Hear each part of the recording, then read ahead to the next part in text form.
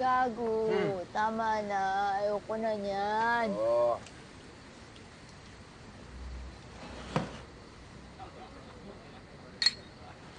Uy!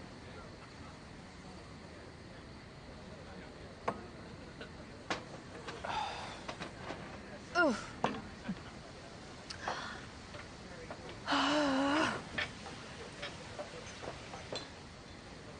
Ah, candy ka pa. Eh, sorry, wala na. Hiningi ni Pati yung last. Dalawa lang kinuha ko sa kotse. Oh.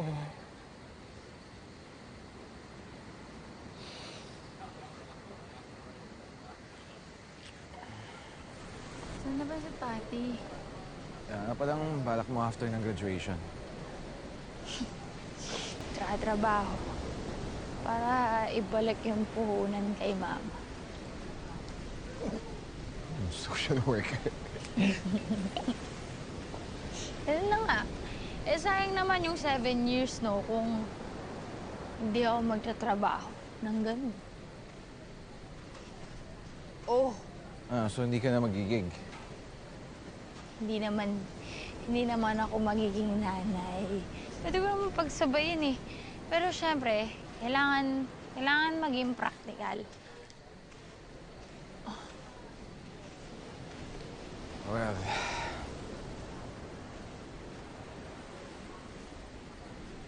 Oh, well. Iiwanan na talaga ako. Ewan. Iwanan na ako. Lahat ng kasabayan ko may sarili-sarili ng pelikula. Nasa abroad, naglalakad sa red carpet, kumakaway sa mga taong di nila kilala. 7 years. Tapos parang wala lang, tangina. Wag ka nga ganyan. Para sabihin ko sa'yo, hindi lahat ng film majors ay nakakagawa ng films. Alam mo yung iba, nagiging bum. Hindi naman sa sinasabi ko, sana mo rin naman gawin yun sa sarili mo na maging bum ka. Pwede ka naman kasing, sige, lawyer ka. Pero kahit lawyer ka, pwede kang gumawa ng pelikula. Gawa ng gawa. Para hindi ka maging mapurol. O kaya hindi ka maging manhid. Gawa ka lang ng gawa ng pelikula. Hindi mo naman kasi ako naiintindihan eh. Uy! Ako? Hindi ka naiintindihan? Lawyer.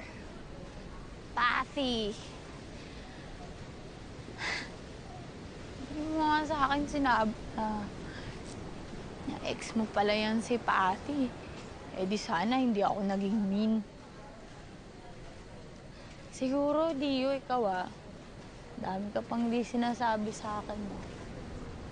Sige na! Ngayon! Sabihin mo na! Kung ano yung bagay mo, ilabas mo na. Kiluhin na natin. Oo nga, oo. So 7 years ago may Patty, tapos a few days ago nagparamdam ulit siya. Hirap lang talagang hindihan ng taong minahal mo ng sobra. Alam mo yung walang-wala ka na, pero pag nandyan siya, parang... Kahit may konting natira, parang hindi mo magawa eh. Hindi mo mahindihan. Ayun, kaya tayo nandito ngayon.